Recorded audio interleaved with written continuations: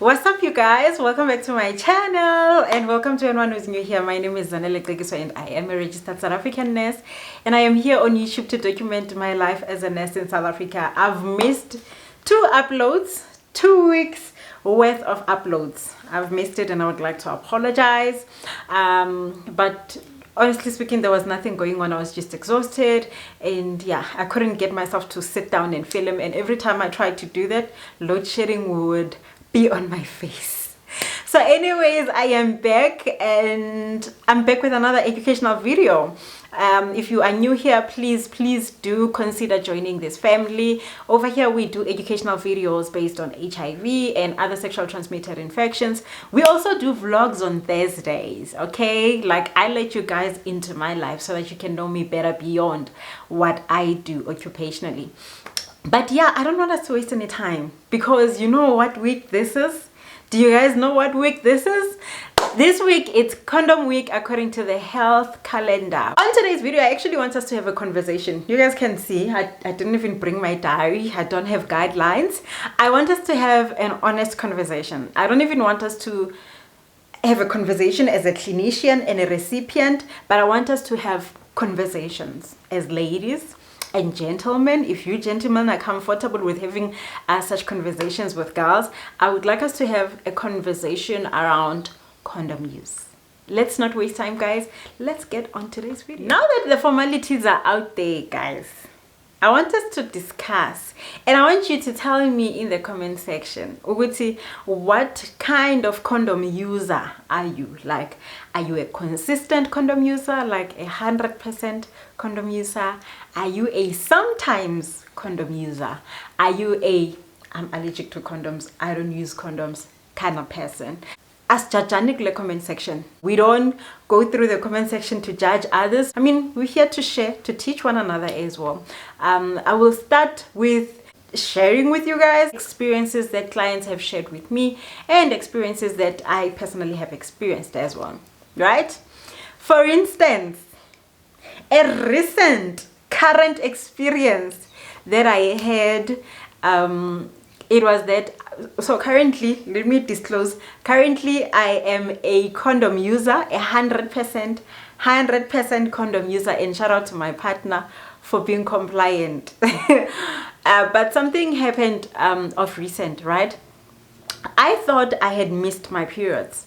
But then when they finally came, and when I looked at my dates, because I don't have an app, I know other ladies do have like apps that track their menstrual cycles.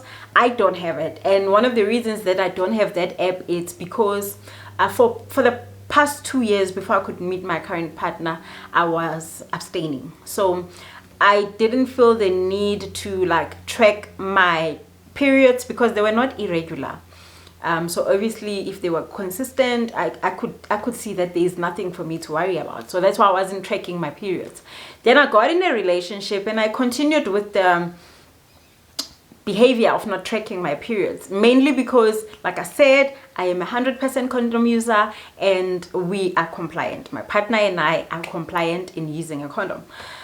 So what happened last month, you guys, I thought I missed my periods. I didn't miss them because I thought I missed them, only to find out I'd like mistaken the dates. So I told my best friend, I said to my best friend, you know what, I missed my periods. And my best friend asked, are you on contraceptives? I said, no, I'm not on contraceptives. And the reasons that I'm not on contraceptives is because my partner and I are consistent and compliant on the use of condoms. The first question my best friend asked me was, what kind of condoms do you guys use?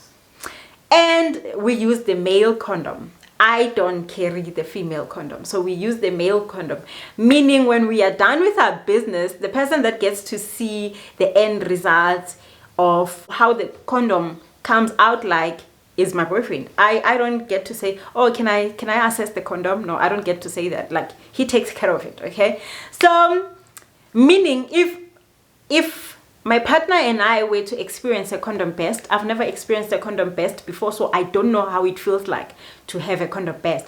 But I'd like to believe as females, we might not feel condom burst. Only males will be able to assess if a condom is broken or not.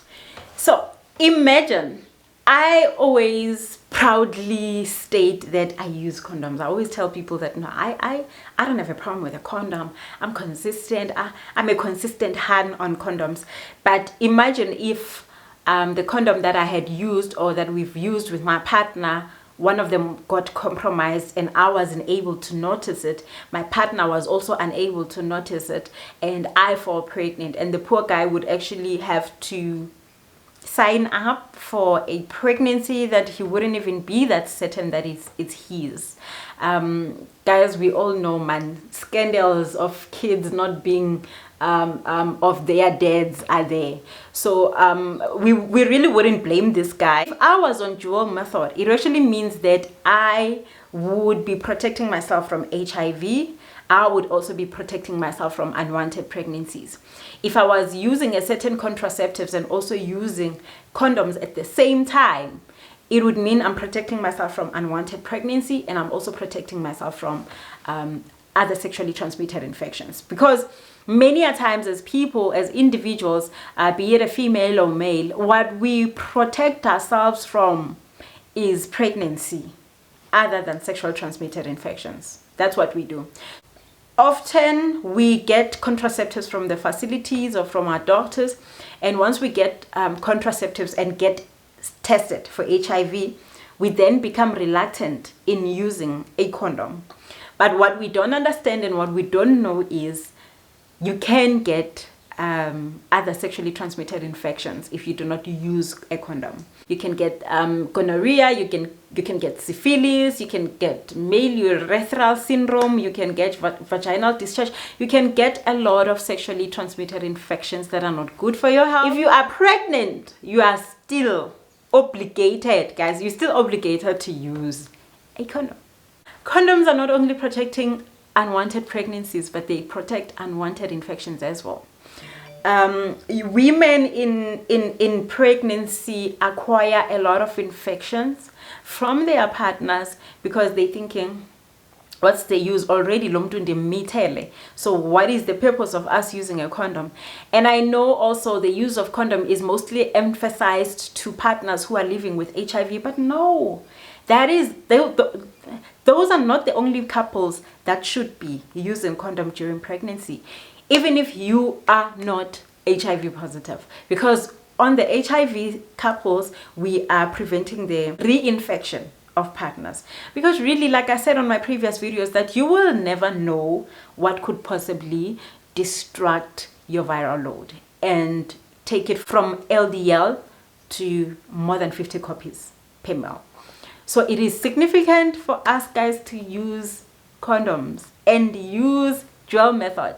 Use condoms and get yourself on contraceptives if you do not want to be pregnant. I want to share with you guys the kinds of condoms that you find in South Africa. Number one, we've got the female condom. But this is the least used condoms. I don't know, ladies, I'm not sure. Can you guys please tell me why you don't like using this particular condom? Bafaz, tell us in a meeting on the comment section. Can we discuss why we don't like using this particular condom? It is inserted into the female vagina. It has a condom retainer. Yeah, I think I must open it. What you find inside is this. For those who have never seen it, did you guys see that it was twisted? So this, the sponge that you see, is what retains the condom inside your vagina, ensuring that the condom does not come out. It is advisable for you to make sure that you cut your nails so that they don't tear the condom when you are inserting it, okay? So ladies, please tell me why are we not using this condom? But I think a lot of people don't like it because of the fact that you actually need to insert it before you can come in contact with your partner. So the mechanism of inserting this particular condom, it's completely different and a little bit, not too complex, but a little bit complex compared to the method that is used to use the male condoms. The second condoms that we have, it is the male condoms, but the ones that I have are actually a little bit different. I love the packaging, guys. This is the Me First condoms. If you've been a subscriber on here, you will know that I worked for the Me First campaign in 2021, right? I worked for the Me First campaign in 2021, and that's why I have their condoms. Their condoms are mainly designed for men who have sex with other men. They are not necessarily forbidden from being used by the general population of men. So I don't want you to find these condoms at your partner's house and think, are you homosexual? No. These condoms are actually male condoms. This is what the packaging looks like, and this is what you find inside. You find 2 condoms and 2 lubricants. So these are the condoms that you would find at any Me First program, like any program that implements Me First. So you can find it in the Me First gazebos that you see in town. Obviously, this is how we open our condom. You look at these teeth, and then you tear, and there's your condom. There it is. Pull it out, hold, and you pull it on the penis, right? So sticky. This is what a male condom look like. I think we all know them. Like I said, these male condoms come with water-based lubricants. Let me show you guys. I've already opened this one. There we go. They come with water-based lubricants, right? What is the purpose of the water-based lubricants? Like I said, the Me First campaign, it's a campaign for men who have sex with other men. Obviously, penetration happens on the anus there, and the anus is not a self-lubricating organ. It's not like the vagina. You know, with the vagina, as soon as a woman is appetized for sex, the vagina lubricates itself, so it becomes wet. But with the anus, it's a completely different organ. It does not self-lubricate. So the Me First campaign, the Me First condoms always come out with the lubricant gel so that it can be used on the condom. This is what the gel looks like. I just want to show you guys the consistency of the gel. There we go. Did you see that? Do you see that? That's the consistency. So this is a water-based lubricant. Please don't hear me saying it's a water-based lubricant and then you go and use water. You don't get to use water. You can also use this lubricant if you are having penetration with a female. Like if you are having a vaginal penetration, you can still use this lubricant, because at times a woman is not as wet as you would like them to be, or you as a lady, you feel yourself that you are not as wet as you would like to be. And I mean, if a woman is not wet, the sex does not become enjoyable. So a woman can still use this water-based lubricant. So we do away with using oils, guys. You know, all these different types of oils that people use. No, we don't use oil during sexual intercourse. We don't use saliva. We use water-based lubricants. And no, we don't use water, but we use water-based lubricants. I know with the Max condoms, unfortunately I didn't take them at the clinic today when I was at work. I think I could have taken them so that I can come and show you guys. What I wanted to say is that with the current Max condoms, they also created Max water-based lubricant. So if you go to your public clinic or your public spaces, just and collecting the Max condom, please ask for the Max lubricant as well. The department has designed the water-based lubricants because people were experiencing a lot of condom burst, and condom burst leads to the need for PEP. Okay, when your condom bursts and you don't know this person's status, the one thing that you want to do is to rush to the clinic and request for PEP. So the water-based lubricants are actually a way for us to minimize and reduce condom bursts. Condom bursts risk us in falling pregnant, like in falling into unwanted pregnancies. They risk us into getting infections, like you can get HIV from a condom burst if you don't wake up and go look for prophylaxis in the morning. And with the lubricants, we are reducing the chances of condom burst. So I highly recommend that if you're gonna be using condoms, if you're gonna be getting condoms, please also get the water-based lubricant. I'm not sure if it is sold in various pharmacies, but I think it is. If they sell condoms, clearly they should be selling water-based lubricants. Water-based lubricant is not a new thing, and it is definitely a need because we've experienced a lot of condom bursts in the country. So these are the condoms that are available in the country. There might be different brands, but the method or the structure of the condom looks exactly the way I've shared these particular 2 condoms. Other thing that I would like to just drop on here, it's PrEP and PEP. I want to explain the difference between PrEP and PEP. I know I've done a PrEP video, I've never done a PEP video. Or should I just completely do like a different separate video for the 2? And I will tell you why I feel it is important for me to incorporate PEP and PrEP on this particular video, because we as clinicians receive people in our facilities that comes in with condom burst or with no use of condom at all, and a person would say, just the other time I received a young man and he was so scared. He said to me, sister, I slept with someone and I didn't use a condom. I was under the influence of alcohol.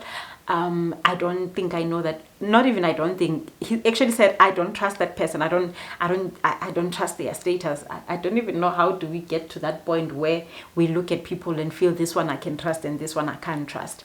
But that's what he said. He was like, I don't trust that person. I think he might be HIV positive.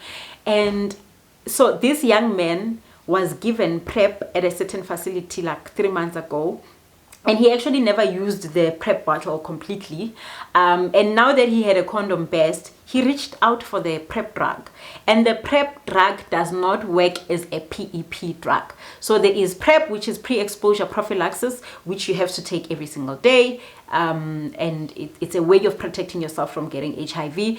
If I'm on PrEP and I take it and I adhere nicely on it, and I meet someone, sleep with this particular person without a condom or experience a condom burst, then there are chances of me not getting the virus. Okay, that's what PrEP is. And then there is PEP, which is post-exposure prophylaxis. This is where now if I get a condom burst, if I get raped, if I sleep with someone whom I don't know their status, and I think I might be at risk, I have to wake up in the morning and go to the clinic. Actually, you have to make sure that you get yourself on PEP before 72 hours after being exposed, okay?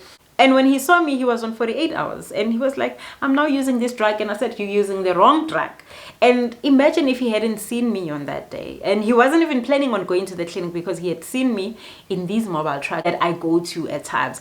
And he said, I've been using this particular drug. I said, no, you've been using the wrong drug. Now he had to get on PEP. But I wanted to explain that as well, to say, as much as we're going to be using condoms and also using contraceptives to prevent unwanted pregnancies, we should also consider using other methods that would assist us in not being infected with HIV. For instance, me as Zanele, who is a 100% condom user, if I use a condom and that condom bursts, I stand a chance of falling pregnant because I'm not using contraceptives, and I stand a chance of getting HIV because I'm not taking PrEP. So when we're talking comprehensive prevention of sexual reproductive health, we're talking condom use, we're talking the use of contraceptives, we're talking the use of PEP or PrEP. So we have to protect ourselves and prevent ourselves from getting pregnancy, from getting HIV, and also from getting unwanted sexually transmitted infections or sexually transmitted diseases. If you completely don't use any of these things that I just mentioned, when now the Holy Ghost, you're surviving through the Holy Ghost. I'm saying to you, you do not want to experience unwanted pregnancy. You don't want to experience sexually transmitted infections. You definitely don't want to be infected with HIV. So please consider visiting your doctor, consider going to your nearest clinic and inquire about the information that I just shared here. Guys, let me stop here. I will see you all on my next one.